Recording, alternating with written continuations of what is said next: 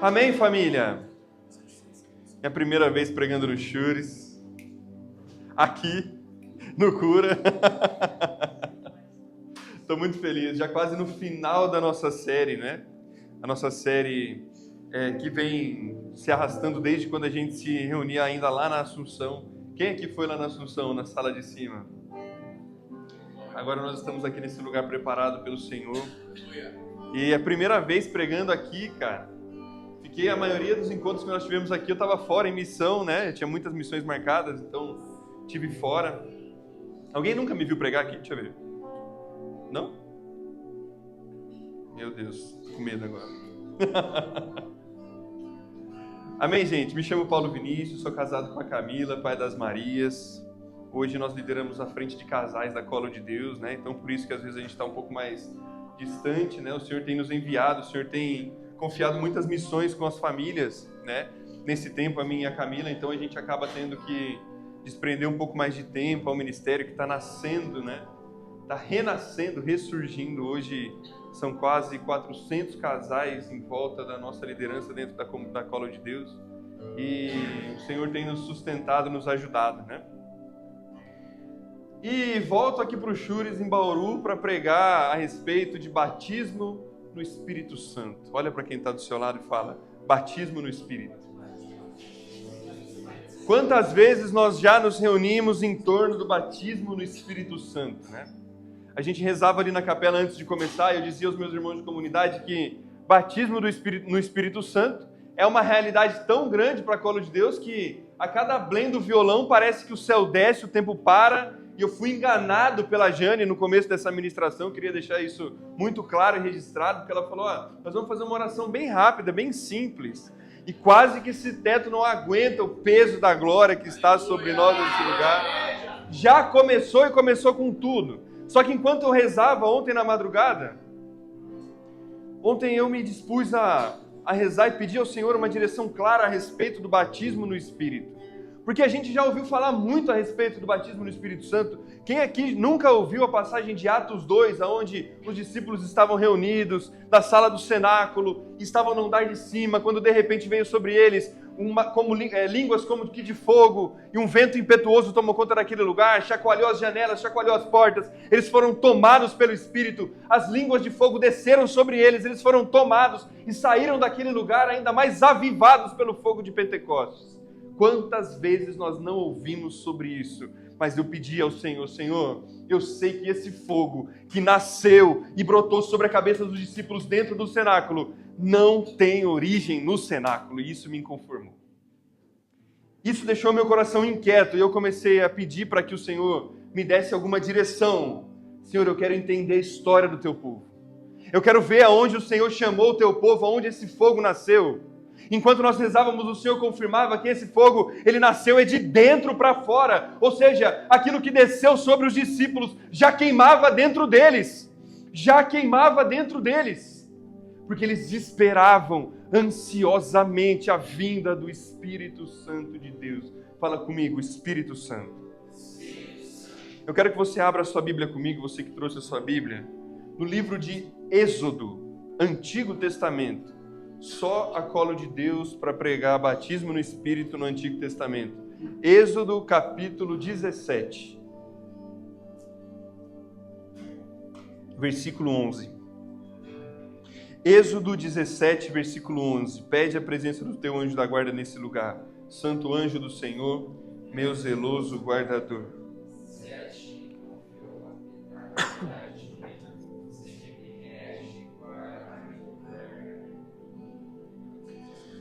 Êxodo, capítulo 17, versículo 11, vai nos dizer o seguinte. E quando Moisés tinha a mão levantada, Israel vencia, mas logo que abaixava, Amaleque triunfava. Mas como se fatigassem os braços de Moisés, puseram-lhe uma pedra por debaixo, e ele se assentou-se nessa pedra. Enquanto Arão e Hur lhe sustentavam as mãos de cada lado, suas mãos puderam assim conservar-se levantadas até o pôr do sol, e Josué derrotou Amaleque e o seu povo a fio de espadas. Palavra do Senhor. Estou pregando para pessoas inteligentes, amém? Essa palavra é para nós, colo de Deus.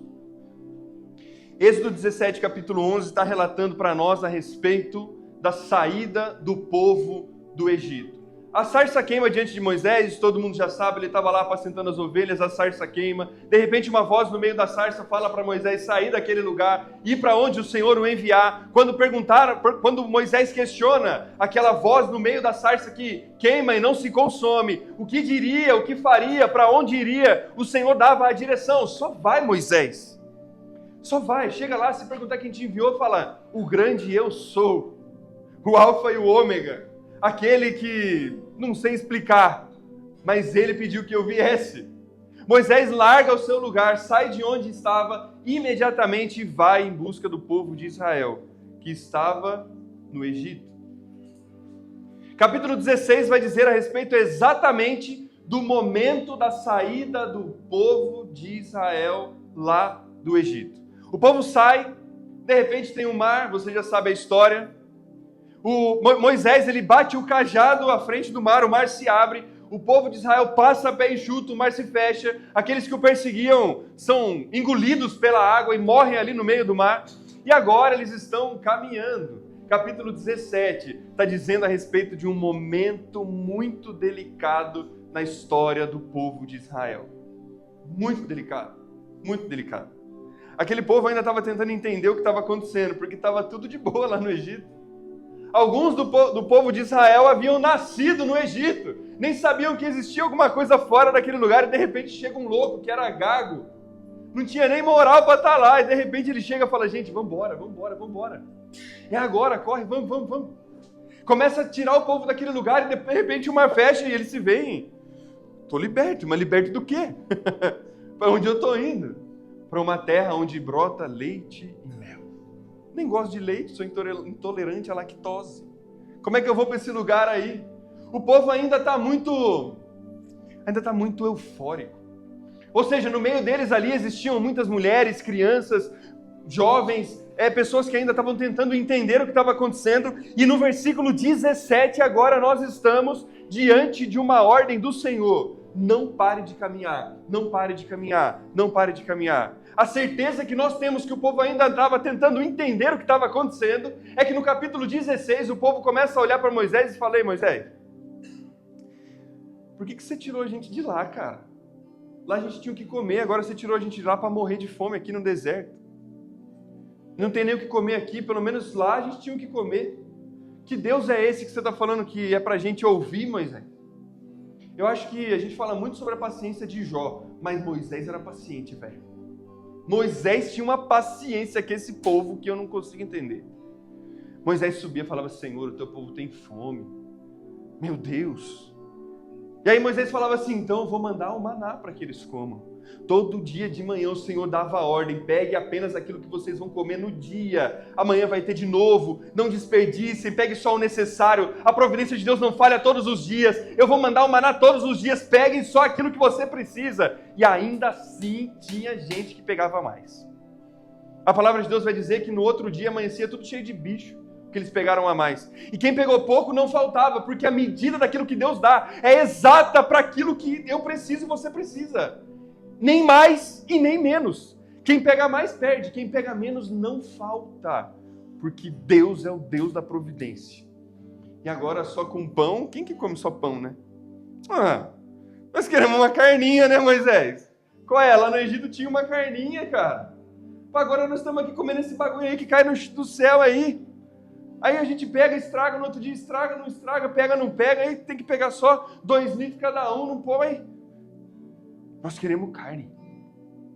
Moisés vai de novo falar, ô Deus, sabe o que é? O povo está querendo um churrasquinho, né? Sei lá, alguma coisa diferente para mastigar, o povo está meio inquieto. E aí o Senhor manda codornizes a quase tampar o céu. Eles se alimentam daquele alimento. Eles viram a glória de Deus. Eles pediram e o Senhor enviou. Eles clamaram e o Senhor os atendeu. Eles pediram a Moisés e Deus atendeu através do pedido de Moisés. Tudo que aquele povo pediu, o Senhor dava. faltava água, chegava no meio do deserto, faltava água, aí Moisés vai de novo lá falar com Deus, ô Senhor, o calorzão deve estar uns 60 graus aqui. Acho que eles estavam passando lá no Mato Grosso. Um calor naquele lugar e não tinha água. E o Senhor fala a Moisés, Moisés, o cajado que eu te dei, lá vai ter uma pedra, você vai bater o seu cajado, você vai ferir essa pedra com o seu cajado, e dessa pedra vai jorrar água, e jorrou água, e jorra até hoje daquela pedra água, uma água que não tem explicação e jorra daquele lugar. O Senhor enviou tudo que aquele povo queria, e no capítulo 17, aquele povo que estava fragilizado, caminhando rumo à terra prometida, as orientações de Moisés, eles encontram um povo, os amalequitas. Fala comigo, amalequitas. Amaleque é um bom nome para pôr no filho, né? Amaleque. Anota aí, irmã. Amaleque. Para você entender quem é Amaleque e como é que esse povo funcionava, como é que ele trabalhava ali contra o povo de Israel. Vamos voltar na história. O Senhor fala a Abraão. Abraão tem um filho, o filho da promessa, chamado Isaac. Isaac tem 2 filhos gêmeos no ventre de sua esposa, Esaú e Jacó. Jacó herda a promessa de Deus e continua o povo do Senhor, funda as 12 tribos de Israel. E Esaú sai daquele lugar e vai fundar a sua tribo. Esaú tem então um filho.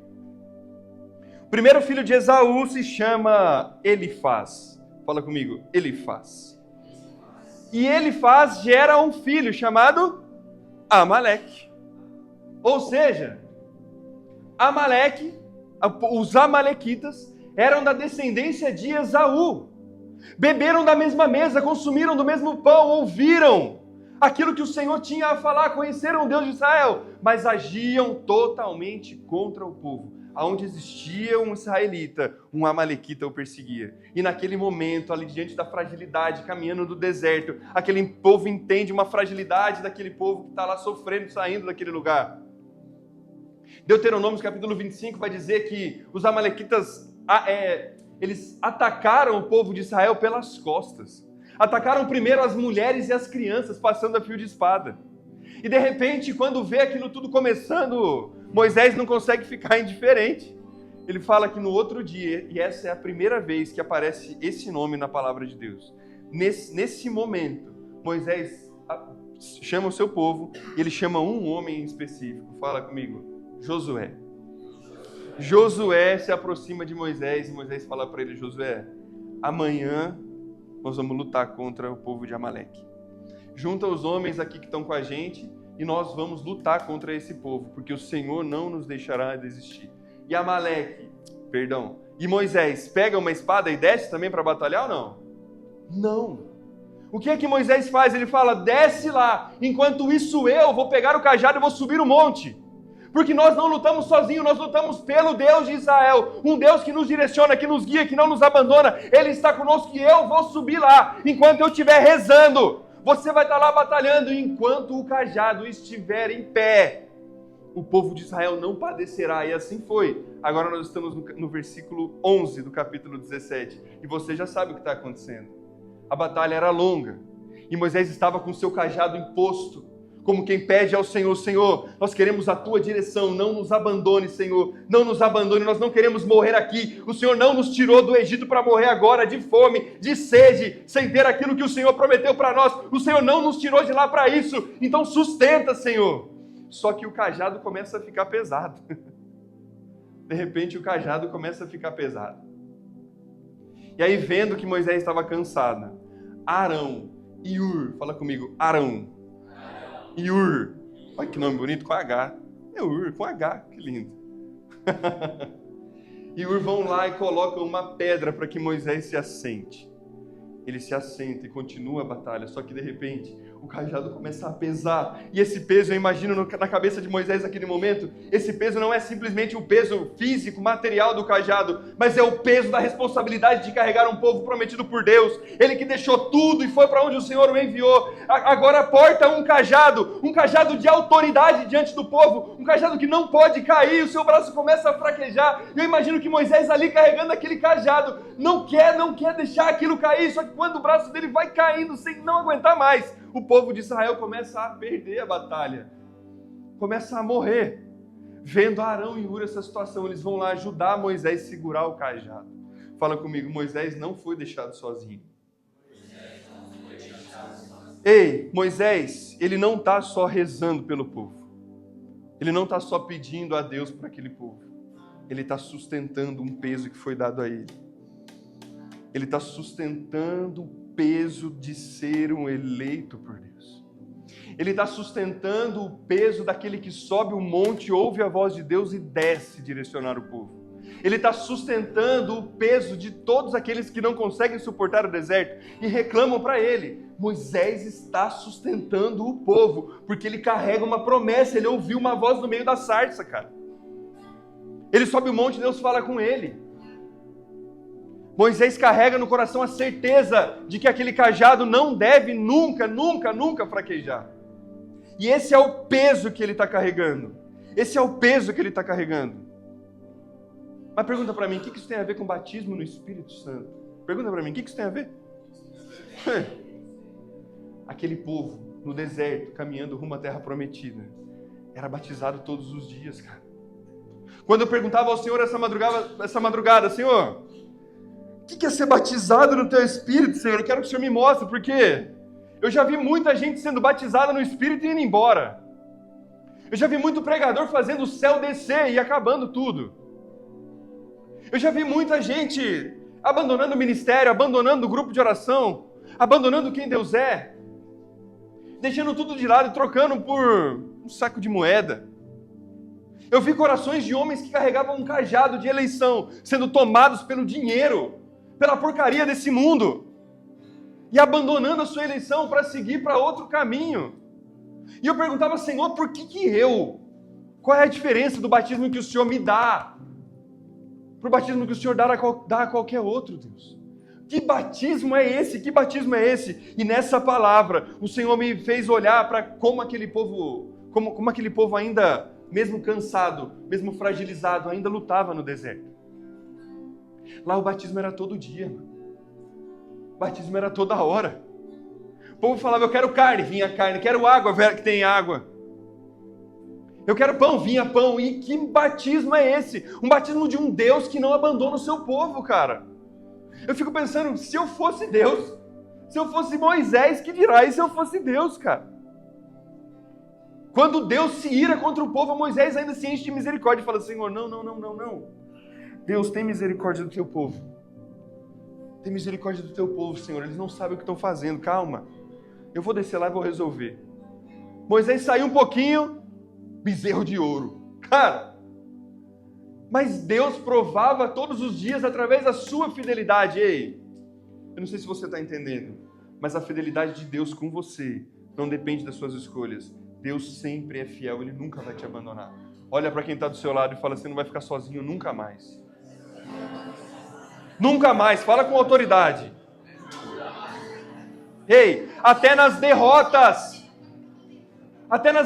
daquele povo, o Senhor provava que estava com eles. Até na derrota daquele povo, o Senhor provava que estava com eles. Porque quando o cajado de Moisés ia lá cedendo ao peso do cansaço, o povo começava a ser derrotado. Ou seja, Deus mostrava que ainda estava ali. Mas a distância do coração daquele povo fazia Deus ainda ter ainda mais misericórdia por eles. Porque a terra era prometida e Deus promete e cumpre. Deus promete e cumpre. Eu nunca vi um filho de Deus pedir a presença de Deus, clamar a presença de Deus e não ser atendido. Eu nunca vi. E agora o Senhor está nos levando lá em Êxodo para mostrar que Ele é o mesmo ontem, é o mesmo hoje, sempre será fiel. Agora então o batismo que eu estou anunciando aqui para você e estou pregando para você já não é mais um batismo qualquer. Não é aquele batismo que nos reúne nesse lugar e a gente levanta os nossos braços e a gente começa a aclamar e o fogo desce, a gente se arrepia. Uhul! Não é só isso. Mas é um batismo com uma força sobrenatural. Quem está com a Bíblia aí? Abre para mim aí, filha. 2 Coríntios, capítulo 10. Esse batismo é um batismo de força, um batismo de autoridade, um batismo que mesmo diante da dificuldade faz a gente não desistir. Mas não é uma força qualquer. Não é uma força qualquer. É a força que transforma de dentro para fora. A força que transforma de dentro para fora. A mesma força que provava que a Josué vence a luta contra os amalequitas. Não era pela força da espada. Porque aquele povo, eu acredito, que nem sabia pegar em espada. Não tinham nem guerreiros lá. Era só o povo de Israel caminhando no deserto. Como pode? Naturalmente. O que está escrito aí? Versículo 4.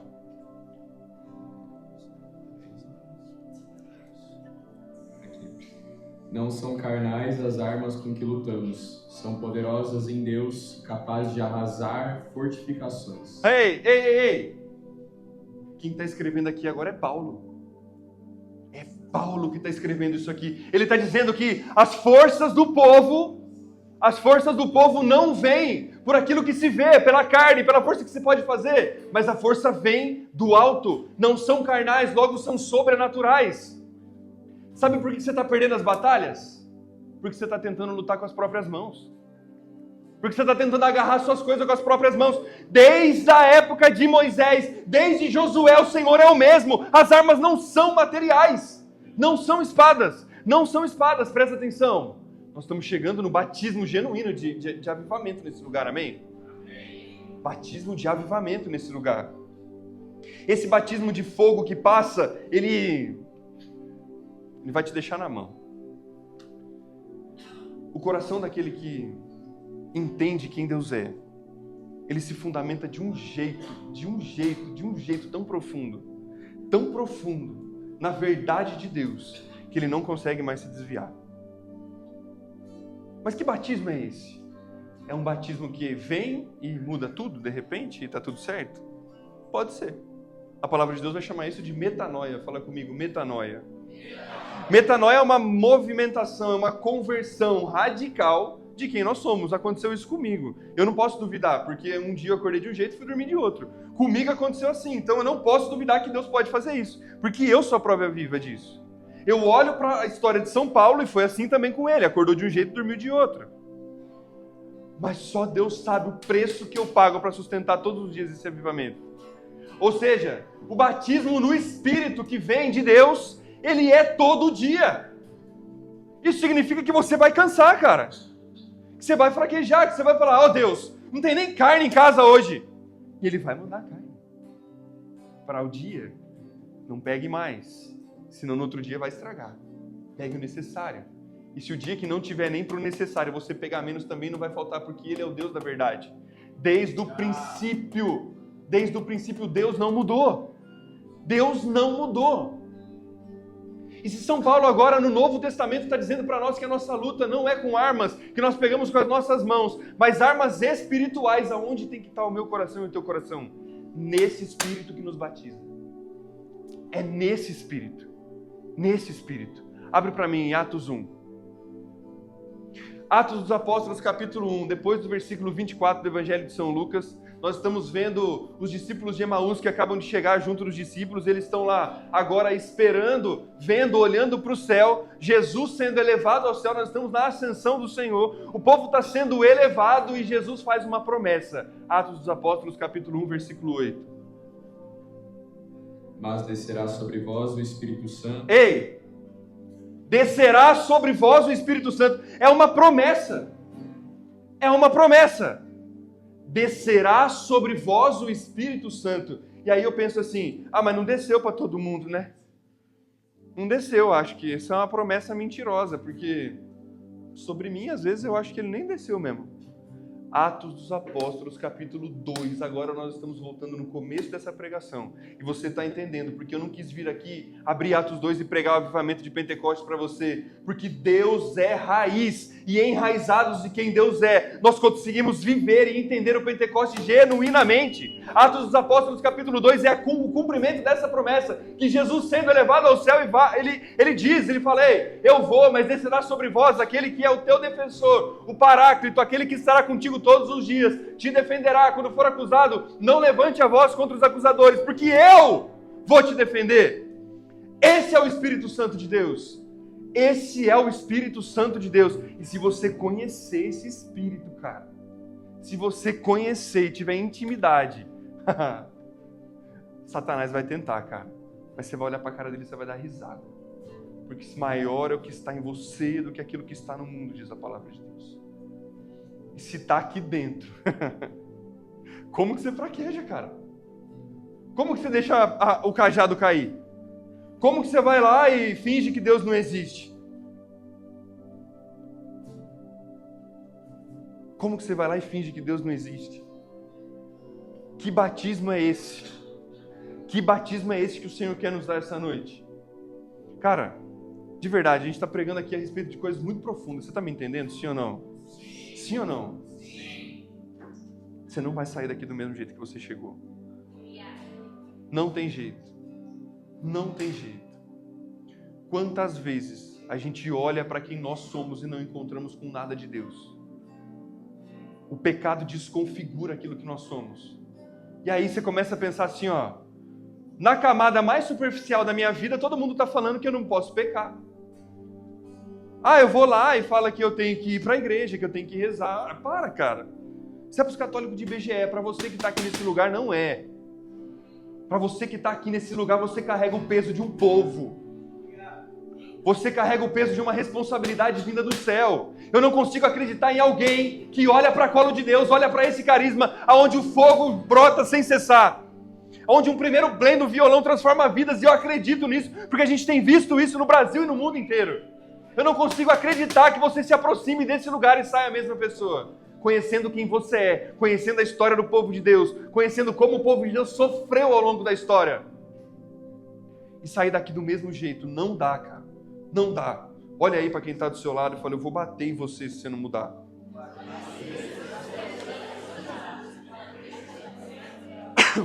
Ei! Essa pregação é uma pregação direta ao ponto. Deixa eu te falar, eu e você não venceremos pela força das nossas mãos. Não conseguiremos enquanto a gente estiver fazendo força com os próprios braços. Vai tudo ser difícil, vai tudo ser cansativo, vai tudo parecer um grande porre, e cara. Porque não tem nada nesse mundo que nos atrai. Nada, nada, nada, nada. Ser batizado no Espírito é olhar para o sofrimento e sorrir, cara. É dançar no fogo. É ser consumido, cara. É ser destruído, é como se é ataque atrás de ataque, você não consegue entender de onde vem, mas você olha para o céu de onde vem o teu socorro e ele continua lá, porque o Espírito é quem levanta a tua cabeça, tá entendendo? Ei, lá Arão e Ur, vendo Moisés que não consegue sustentar o peso do cajado pelo peso do povo que ele estava carregando, pelo peso da eleição que ele estava carregando, ajudam a levantar as mãos. Em Atos dos Apóstolos, capítulo 2, ninguém soltava a mão de ninguém naquele lugar. Quando um baixava a mão, o outro levantava. Quando um cansava, o outro levantava. Ei! Lá naquele lugar, em Atos dos Apóstolos, capítulo 2, na sala de cima do cenáculo, a cabeça de cristão estava sendo usada como bola de futebol. Nem tinha futebol, eu acho. Não sei.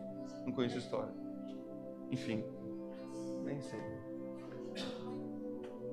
Mas corpo de cristão era usado como vela para clarear a cidade escura à noite, pregado em poste. A cabeça de cristão estava sendo levada como prêmio.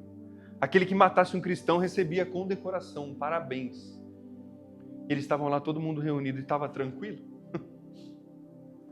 Acredito que junto deles estavam aqueles discípulos que caminhavam embora para Emaús, que estavam pensando em desistir, porque conheceram a pessoa de Jesus, mas não sabiam que viria ainda o Paráclito, o defensor, o Espírito Santo.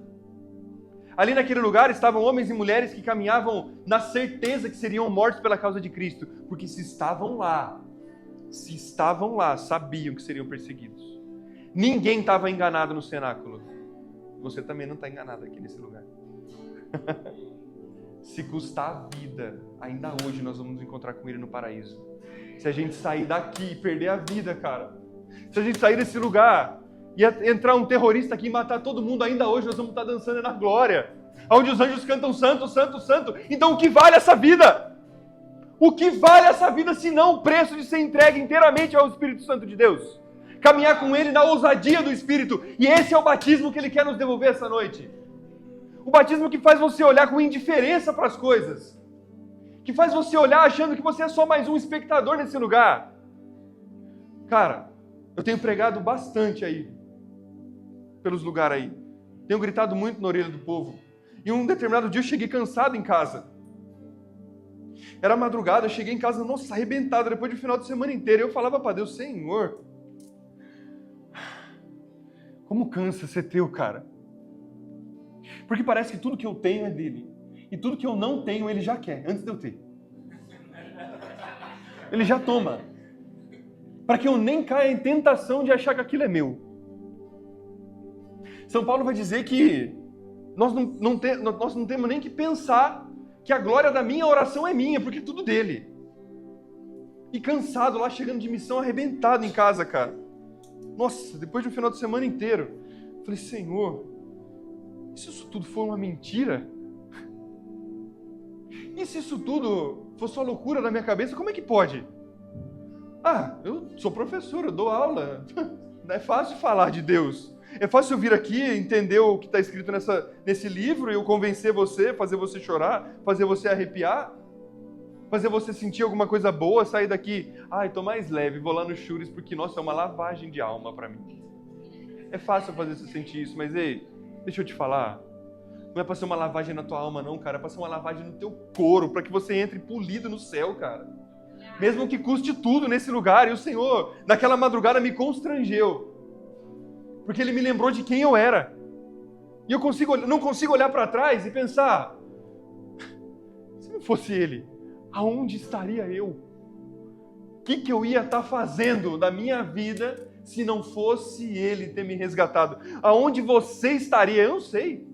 Talvez você estaria mais rico até. Talvez você estaria com um montão de dinheiro a mais na tua conta. Mas dinheiro não vai para o céu. Criar os nossos filhos dentro de uma vida comunitária, dentro da comunidade, criar nossos filhos dentro da igreja, faz valer a pena quando na hora do almoço, quando a Maria Elisa, minha mais velha, fala, pai, se você não pregar, a baleia vai comer você igual comeu o Jonas. Como é que eu não vou, cara? Ela entendeu. E eu não sei falar. Você está entendendo? Não é que custa. Não é quanto custa. É o que vale. É o que vale ser dele. O batismo que Ele quer derramar sobre nós esta noite é um batismo diferente. É um batismo de força, de autoridade. É um cajado que Ele está te devolvendo. Um cajado para você fazer a diferença lá na tua casa, no teu círculo de amigos, eu não sei. É um cajado para olhar para a desgraça que você está vivendo hoje e entender quem Ele é. Se está faltando pão, pede pão, Ele vai te dar. Se está faltando carne, pede carne, Ele vai te dar. Mas a única coisa que o mundo quer tirar de você não é aquilo que entra pela sua boca, mas é aquilo que sai de dentro de você. Quando você morrer e a tua alma se separar do teu corpo. Deus me livre de chegar no céu, cara, e ouvir, eu não te conheço.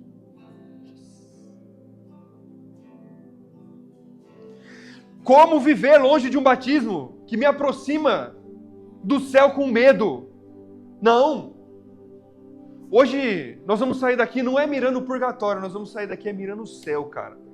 A primeira pessoa que olhar para você, você vai botar a mão na cabeça dela e o Senhor prometeu para nós que nós faríamos coisas maiores do que Ele.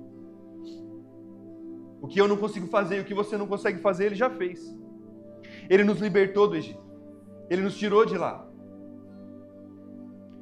Arão e Hur que sustentavam as mãos de Moisés pela força do braço.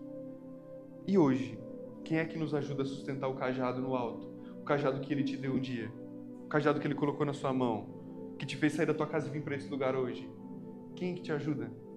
O Espírito Santo de Deus. Hoje nós não precisamos de mais ninguém para nos ajudar a sustentar o nosso cajado.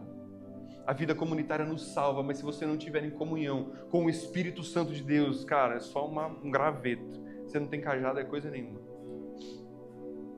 Tá entendendo o que eu estou dizendo, sim ou não? Eu quero que a gente saia daqui hoje com uma certeza no coração. Que vale tudo. Vale tudo. Quero chamar o ministério aqui.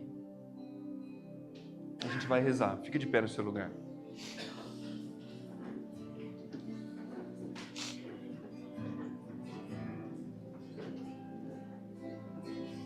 Abre para mim aí, Pedro, em Romanos 8, 26.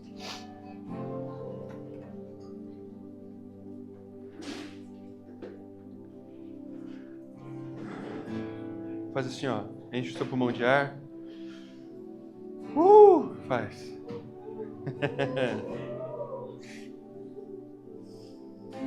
Romanos 8, 26.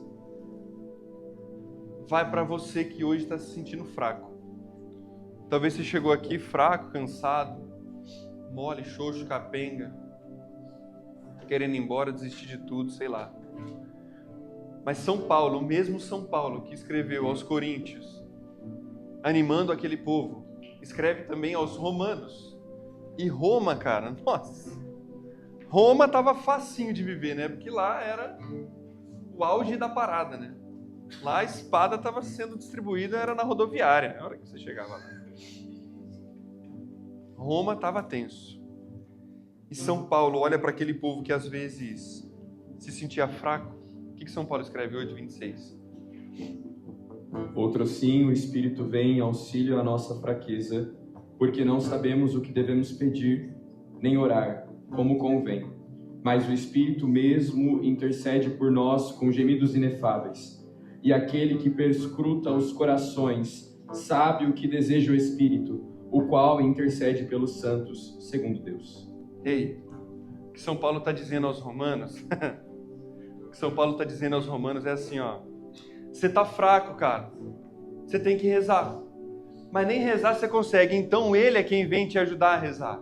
Com gemidos inefáveis. Mesmo que aquele gemido você acha que é um gemido de dor, de cansaço, de sofrimento. Não. É o Espírito Santo que vem orar por você e pedir aquilo que você não consegue pedir e trazer a força que você não consegue buscar. Nós não conseguiremos pelas nossas mãos. Lembra? São Paulo escreve aos Coríntios dizendo que nossa luta não é com armas desse mundo, ou seja, quando nós nos cansarmos e estivermos fracos, é Ele quem vem orar em nós, é Ele quem vem clamar por nós, é Ele quem vem dizer a nós como é que as coisas têm que acontecer a partir de hoje. E você não vai sair daqui do mesmo jeito que você chegou, porque você vai sair daqui muito mais forte do que você acha que você é.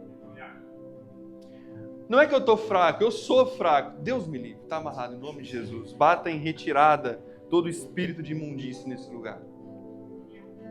Em Cristo Jesus nós somos mais que vencedores. Em Cristo Jesus nós somos mais que vencedores. O batismo que Ele quer derramar sobre nós hoje é um batismo de liberdade, autoridade, força, coragem. Coragem, cara. Coragem. Para começar, ó, meus alunos já começaram a tirar sarro de mim já na sala de aula. Falando que eu sou influencer. Um professor influencer. Isso aí, filho, segue lá. Começa a seguir lá, vamos. Ei, não é com as nossas forças, é com as forças dele. É onde ele te colocar para ser a influência daquele lugar. É onde ele te colocar para falar dele, para fazer do jeito dele, não do teu. Algumas vezes não vão te entender, vão falar que você é louco, que você está fazendo besteira. Mas e daí, cara? E daí? Como São Paulo disse, diante dos homens considero tudo esterco, desde que eu ganho o céu. Considero tudo esterco a opinião de qualquer um que vá de encontro à opinião do Senhor que me chamou, me prometeu o céu, foi ao céu preparar um lugar para mim, e é lá que eu quero encontrar com Ele. Ei! Feche os teus olhos.